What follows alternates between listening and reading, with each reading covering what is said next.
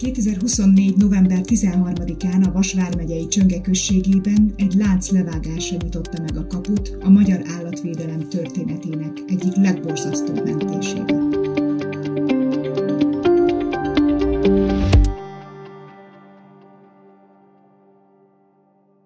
Beléptünk olyan helyekre, ahol akárhova néztünk, halott állatok voltak. És ahhoz, hogy ki tudjuk menteni az élőket, ahhoz szó szerint át kellett gázolnunk a halottakon. Nagyon gyorsan el kell jönnie annak a pillanatnak, tehát perceid vannak erre, hogy azt mondjad, hogy ezt most ki tudom zárni, és össze tudom szedni magam azért, hogy be tudjak menni azért az állatért, és ki tudjam menteni, és azért rá kell lépjek egy halottra. Az állatkínzás szabadságvesztéssel is büntethető bűncselekmény, írja a polisz.hu a csöngei mentést is részletező cikkében.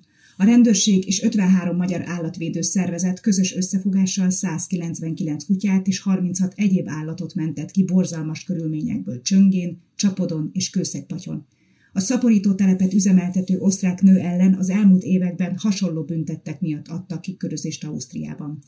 Kérdésünkre arról, hogy milyen érzés volt részt venni a mentésen, a Noé Állatotthon szóvivője, Schneider Kinga így válaszolt. Ez egy extrém dolog volt. Én közel 20 éve dolgozom az állatvédelemben, és járok hasonló helyekre, de hogy ez még számomra is borzasztó volt. És azt gondolom, hogy ez sokunk életében mért földkő. Ez ilyen nagyon lélekszéttépő egyrésztről, másrészt meg meghasonló, mert nem tudsz más csinálni.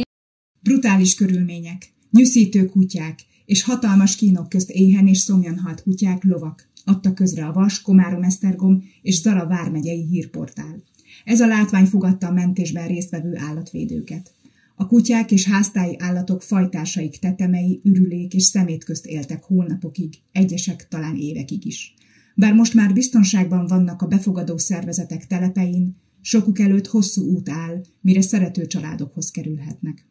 Ezek nagyon-nagyon traumatizált állatok, sokuk életükben nem kapott jót az élettől, úgyhogy nagyon sok van, amitől most 2-3 hónap után is érinthetetlen, és nagyon-nagyon nehéz lesz a rehabilitáció. Bízunk benne, hogy végül majd mindenki pozitív mérleggel zárja ezt a történetet, meg tudjátok, az van, hogy az állatok, főleg a kutyák, azok nagyon ilyen carpe diem gondolkodásúak, és hogyha egyszer sikerül velük elhitetni, hogy most már oké, vagy nagyjából oké, akkor ő nem fog a múlttól rágódni. Szóval neki nem fognak eszébe jutni azok a félelemmel teli évek.